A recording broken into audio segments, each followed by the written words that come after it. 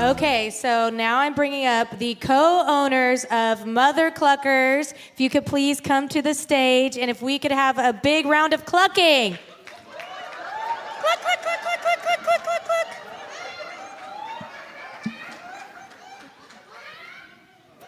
I let everybody introduce themselves. Y'all are amazing. So I'm Jennifer Heibel. I am just getting over laryngitis, so my voice is a little on the fritz. Bear with me. Jackie will handle anything I can't say. I'm Jackie Winstead, and I'm very nervous. I told Jennifer I was going to walk. I'd rather walk to Goliad barefooted and get in front of y'all. Uphill. Uphill. Uphill, she said. Uphill. Both ways. No, I'm just kidding. I told them it's just like talking to them in their shop, which I frequent all the time, and I want to say, don't they look amazing? This is from their shop. Woo! From their shop. There's literally something for everybody, and what I want to say before we start is, wow, these women, I admire them, respect them so much. Talk about hard work.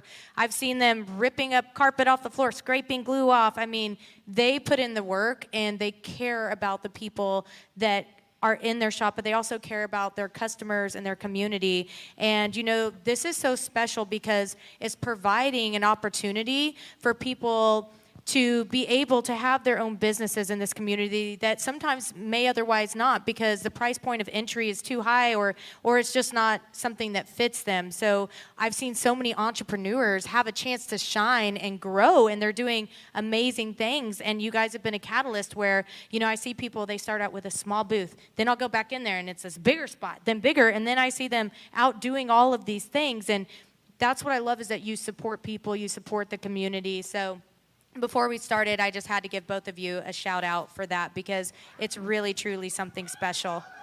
Yeah, cluck for that. There we go. I love this. Oh my God.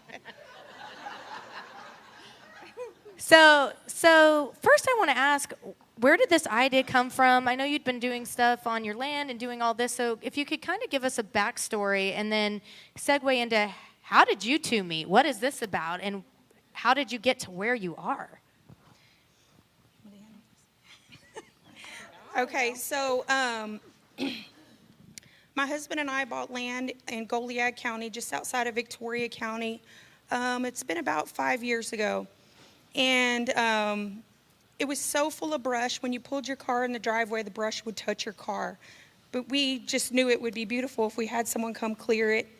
Well, I pulled in the driveway at the end of a work day and saw this beautiful oak mott. We had no idea that our house even sat up on a hill because there was so much brush you couldn't even tell. And I sat in the driveway, cried a little bit because it was so pretty. And I called my husband before I even got up to the house and said, I have an idea. He said, what's that? I said, what if we host a flea market in our pasture? And he's like, well, just do it. If you want to do it, just do it. So I went to work trying to find a name. And I wanted something country related that had to do with cows or chickens, or, you know, something country related. And I wanted something funny and something that people would remember. So I started getting on Google. And one of the very first things I saw when I Googled funny chicken was Rise and Shine, MotherCluckers. And I said, you know what? MotherCluckers Flea Market. That's going to be it. So I had no idea what I was doing. I reached out to people that I knew. One was Melissa Perry, that owned Pickers Patch. Some of you may have gone to Pickers Patch before. Well, she had just announced she was closing Pickers Patch, and I said, you know, Melissa, would you help me? She said, absolutely. You know, how can I help? I needed somewhere to send my vendors, someone to send them to.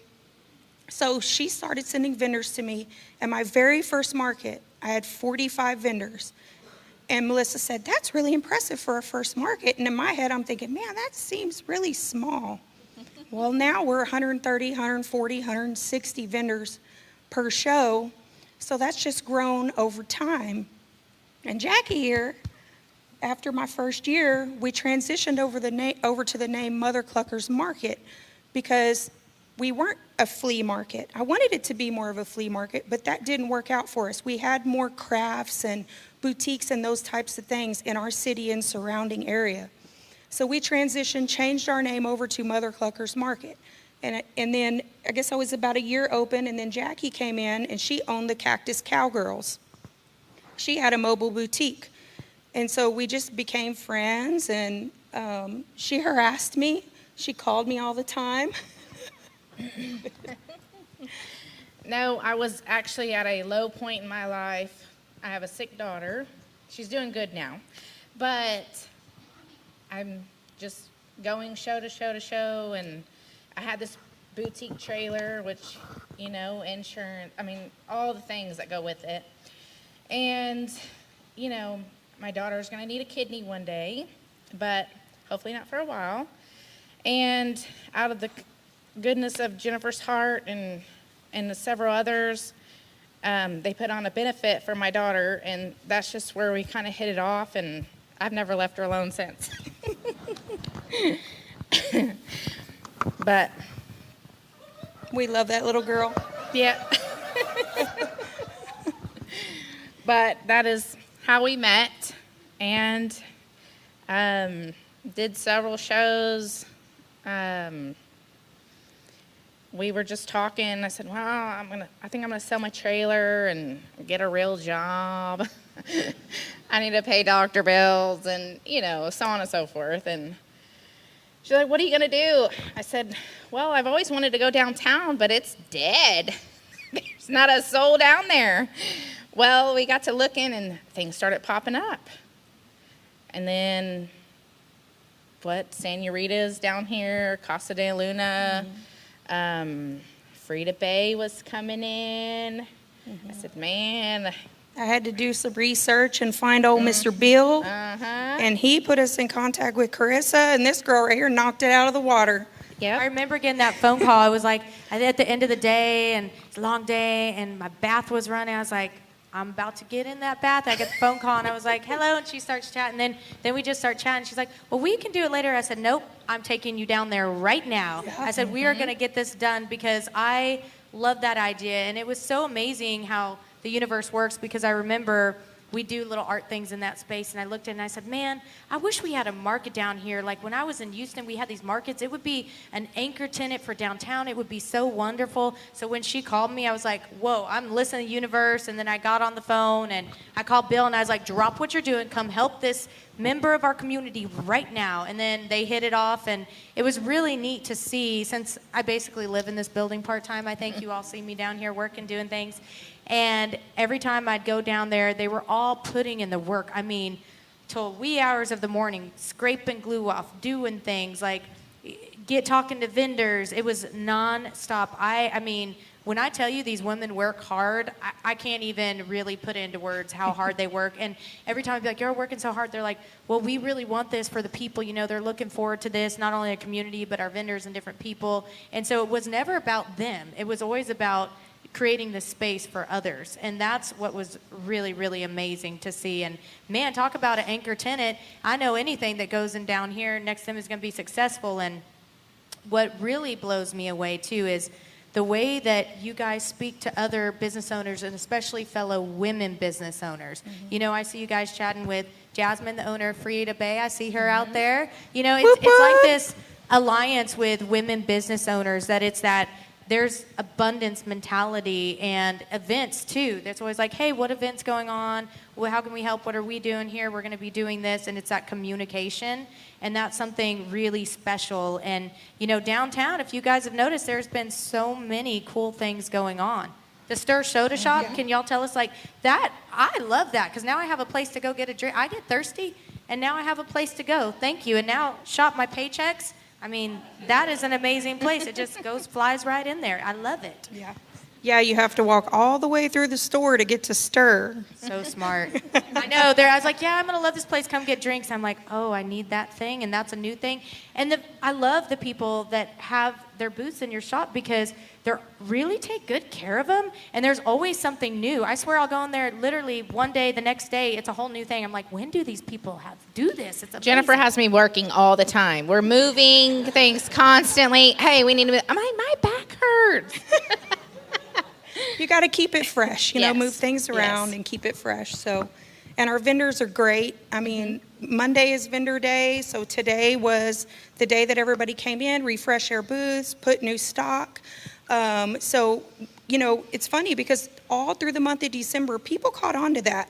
And so Tuesdays were our next busiest day to Saturdays, which seemed odd, but they knew that, they stocked on Monday. I need to get there Tuesday before it's all picked over. But yes, when we got done, we were in the middle of doing all the renos. We went shop to shop. We started at Peaches, and then we went to Senorita and Frida Bay and Casa de Luna, and then we went over to Tacos and Tequila and introduced ourselves. And we always eat at Fasati's, but But I love that. It's like when you Yeah. used to be able to borrow a cup of sugar from your neighbor and you actually talk to your neighbors. That's what I really have enjoyed seeing is the camaraderie and the friendships. It's not just you own a business, or hey, if they go there and shop there, then that's not enough for me. That whole dynamic has really changed, and it's really special to see everybody working together, and you feel it. You feel the energy, you feel the vibe when you're downtown, and there is literally something for everybody. I can walk in any shop downtown, and it's different what I'm going to get from each person. And I love that there's that platform to provide the opportunity. You guys are going to hear me say that a lot because I work with entrepreneurs 7 days a week, and I can tell you that is one of their biggest struggles is they can't afford at the beginning usually a brick and mortar, or they're not sure. So it gives them the chance to test the waters and figure it out. And you guys are an amazing support system. And man, talk about being organized. I don't know if you guys saw that amazing Christmas celebration. There's fake snow coming out. I was like, where am I? But the way the vendors were set up, how did you get so good at that? And like, what is your method? It blew me away to see how organized and awesome that event was. I run a really tight ship when it comes to an outdoor market. Organization is the key. If it is not organized and there's people everywhere, it causes chaos. You want the community to come out and see a very well-organized, well-executed event. And I can say that for as huge as that event was, 8, 10, 15,000 people that showed up that night, I did not find one negative review on social media. Can we cluck, please? Did you hear how many people? That is amazing. So that was a real big pat on the back for us. We worked really, really hard for that. And that was kind of our first coming out. Like, we just opened on November 8th, and then we had that event in December. The city asked us to partner on that. We came in, we made it happen, and it is just, we have like 8 events planned for this year. People said, man, I came out there and I really got in the Christmas spirit. It really touched me. My kids had so much fun. We had fun shopping. The only thing we ask is to make it 2 days next year, because I couldn't make it through all of the vendors because there were so many there to shop. So we're working on that. I like that they open and literally, like, not even barely a month, they showed up and they showed out. To have an event like that. And that's what's so special is they're not only bringing an anchor store in this community, but they're also doing these events for the community, with the community, for their vendors and different people. And it's once again providing an opportunity, but also a super fun event. It was magical. I felt Christmas magic, and my kids loved it. Everybody was talking about it. Like I said, legendary. It's legendary, but it's the thought that goes into it, and once again, the hard work ethic that all of you have that are involved with MotherCluckers that goes into making this so special. So thank you for that. You bet. So now I'm going to ask, what's a challenge that both of you have faced during, building this out and bringing it? What is something that you've had a challenge, and how did you kind of figure that out and work with it and move on? Something that may help the audience and learn from you. So our biggest challenge, I would have to say, would be the fire alarms in our store. We did not know that something as simple as that could almost hinder us opening our doors. Just check everything. If you want to open a storefront, go to everybody and check every single little thing. Thanks to Bill, we were able to open, and he gets 100% of the credit on that. He pulled every string in the book he could to help us get those fire alarms in place so that we could open our doors on November the 8th. It would not have happened without him. We're so thankful for you. You're a good guy. Let's clap. Clap, clap, clap, clap, clap, clap. We're very thankful for you. Yeah. And you know, that is a good point, you know, and that's why, you know, our last Coffee and Concepts is wonderful. The city came in. I saw Kate back here somewhere. But it was wonderful because they talked about the pre-development meetings that they have, and so you can really get it all lined out and make sure about those roadblocks. So that's really fantastic to know that we now, you know, can all know about this and get it out there so that the community, when you're opening a business, you have resources now to go to. So It's just something you don't know. You just think, oh, we just zip them back up to the ceiling. because that's what we do in our house, right? Yeah, We're you just just like, zip them it's good. back up and everything's good to go. Oh, no, it don't work like that. Not quite that simple, even though they still work. It's not that simple. So I'm curious for both of you, do you have someone that you look up to in business that has been a mentor or somebody that has helped you along the way?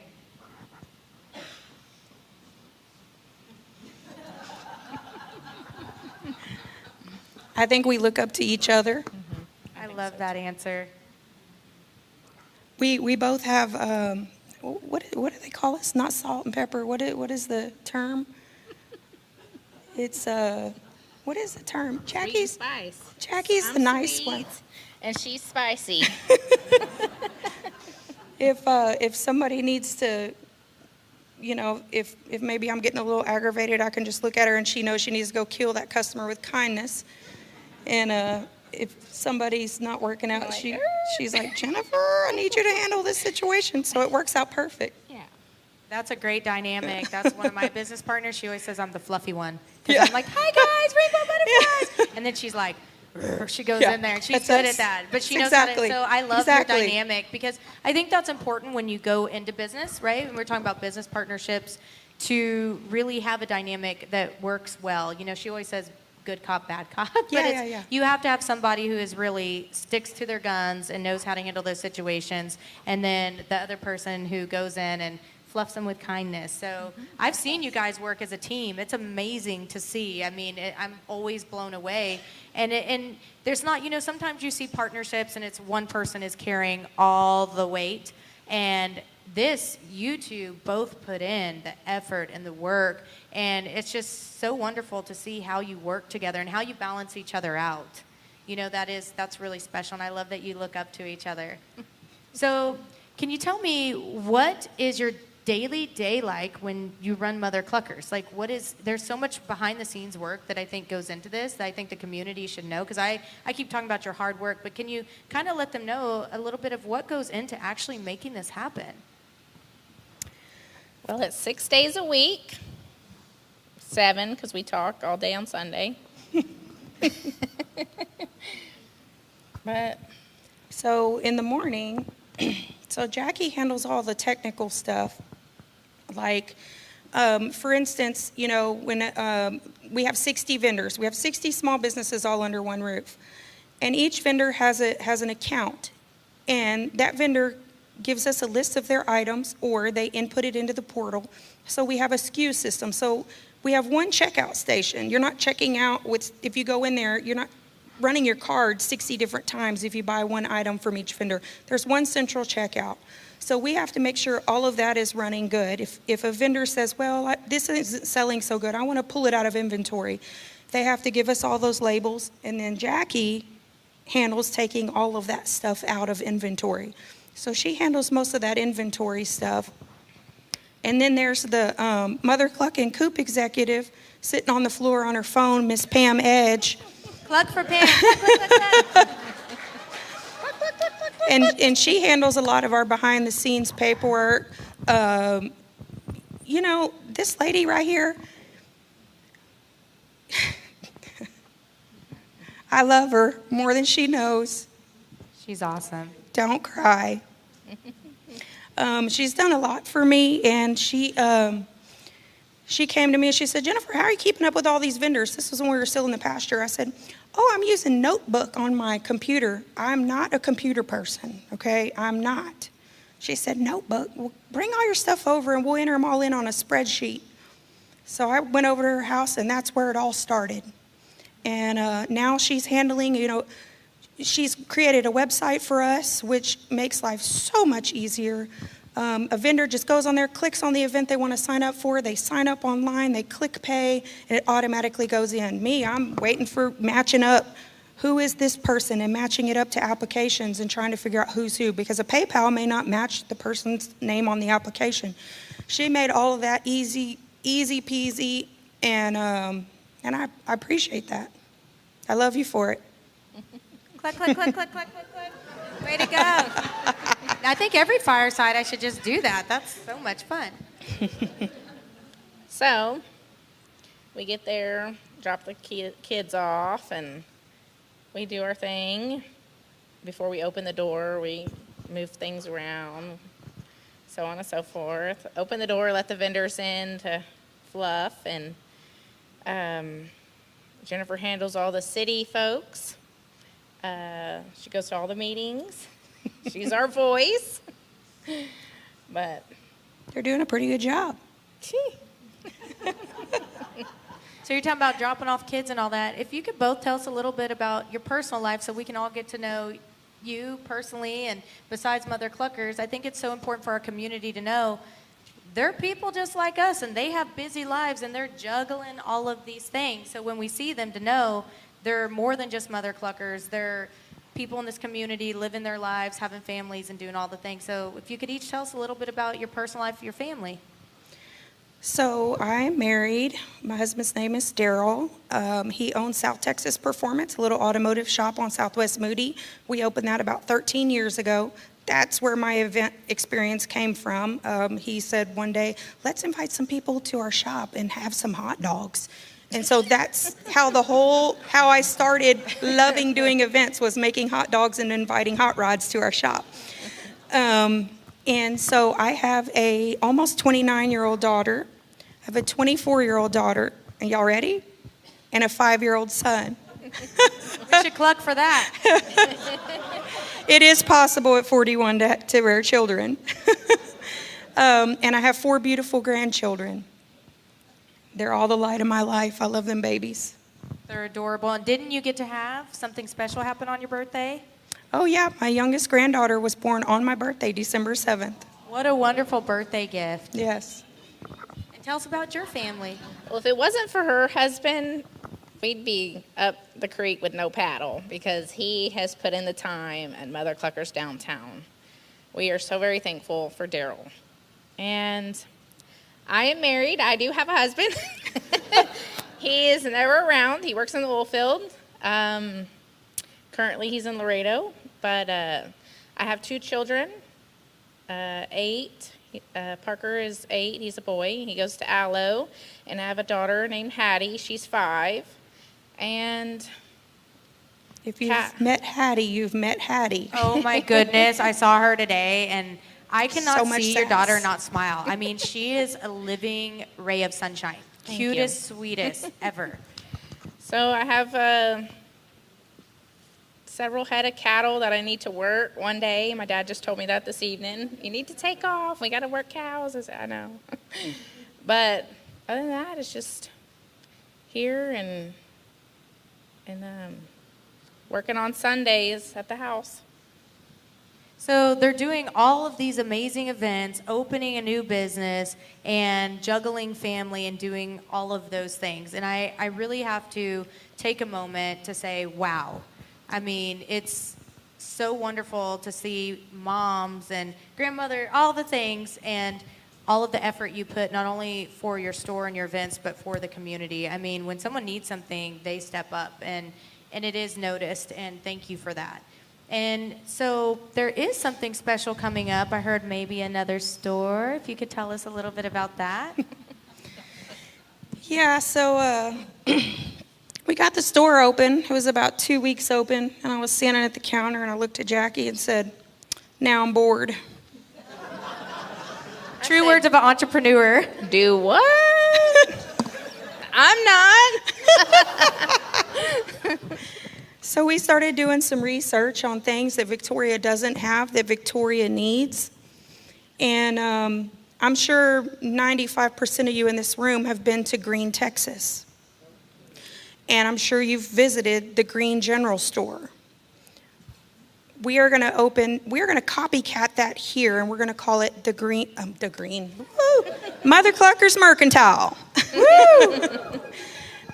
So yeah, it's going to be a small store. It'll be about 1,100 square feet, and it's just going to be full of Victoria things, Texas things. We don't have a place you can go buy a shot glass that says Victoria, Texas on it, or downtown Victoria. There is nowhere that you can buy things like that in Victoria. It's so important too because, we're constantly with Innovation Collective and all the other things in community going on, having people, especially from out of town, come, and I always want to get them a little swag bag with Victoria stuff. Yes. And I'm like, oh, where do I, and I get locally made things, but I would love to rep our city. I think that's where it all starts. I generally say, to people, Victoria's like our baby. We have to say nice things about it, not it's boring, there's nothing to do here, and so on and so forth. We have to start saying nice things, and I think it starts, and it's a catalyst to have a store that talks good about Victoria, and you can rep your city, and you can be proud, because there's something really special that happens when a movement of positivity about the place you live starts to take place. And having those things in a place where people can go, it really starts this domino effect. Mm-hmm. And when you have pride in your city, there's nothing better. I want people to walk around and be like, man, this place is great. There's so many things. Did you go to that big Christmas event? Did you see that store, MotherCluckers? Did you, and so that's what I do see happening. And then this is going to be the icing on the cake that's going to move that forward, because when you speak positivity, it really does make a difference, because then people start doing positive things in our community. And you guys are a great example of that. And I love that people in our community that want to start a business, a lot of them, they refer to you guys. I don't know if you know that, but when I'm sitting with a lot of them, they're like, those MotherClucker ladies, like, man, they have the secret sauce. What are they doing over there? Like you have some secret playbook or something. I'm like, they put in hard work. That's what they do over there, and they've been doing this a lot of years. But the fact that they're always willing to sit down with somebody that wants to start a business, they're willing to give their time. There's no secrets. It's about, this is community, and we want to work with others. And that's been something really amazing to see, because that's what we need. We need more of that positivity. And I mean, they started a business, now they're opening a second one. I mean, this is awesome. And we can't look at everybody as competition. There is enough room in this town for everybody to grow. We need a cluck for that. Cluck, cluck, cluck, cluck, Yes. cluck. Yes. Well, just in 2 months, 4 on Constitution's Yeah, opened. 4 new businesses. I mean, that's amazing. And that's another thing too. Like, we have the small businesses in our store. If one of them comes to us and says, Jackie and Jennifer, we're at a point that we can open our own storefront. How can we help you? How can we help you? I have a cargo trailer. I can help you move. Why would we hinder them? We can easily replace them in the store, but let's help them grow. And that just is attesting to how successful, like, your store is a catalyst for people to move forward. And that right there is true boss babe moves, because that's what a boss babe represents. It's somebody who wants to see other women shine and uplift them, and also other businesses shine. It's not about them, it's about, wow, I'm glad that I provided a space, and now you are doing your thing, and we're going to celebrate you. It's not taking away from you. And that is so important. You guys know I preach that all the time, and I love that you do as well, because that's what I want to see in this community. I want to see people supporting one another and knowing there is enough room to grow. I mean, you guys are even opening a second store. There was enough room for you to even have another store. So I want to shop. I don't know about you guys, but I'm so excited about all the bars, restaurants, and different businesses and boutiques, because I like to walk around with people downtown and show off our city and go buy a little thing here and a little thing there and have a wonderful time. So it's creating this, you'll hear me say, this energy, this vibe, this community, a tourist destination. And that's what I see happening. And you guys, I applaud you so much. You're paving the way for people to see what is possible in this community. And I see people looking up to you, and I see you driving that force of support, and that is so, so important. So thank you for that. I mean, so many meetings. I can't even tell you guys. They're like, those MotherClucker ladies. I'm like, I know, right? And so now that you're going to be opening the second store and you're doing events, can you tell us a little bit about the upcoming events so we all know what's going to be going on and happening? And do you have a projected opening date with the new store? So we do not have a projected opening date yet, but as far as events goes, March 4th, we're going to do Celebrate 1836, all about Texas. We have a Texas music guy, J.R. Cole, coming in from Corpus. Ashley Post is local. She's opening up for him.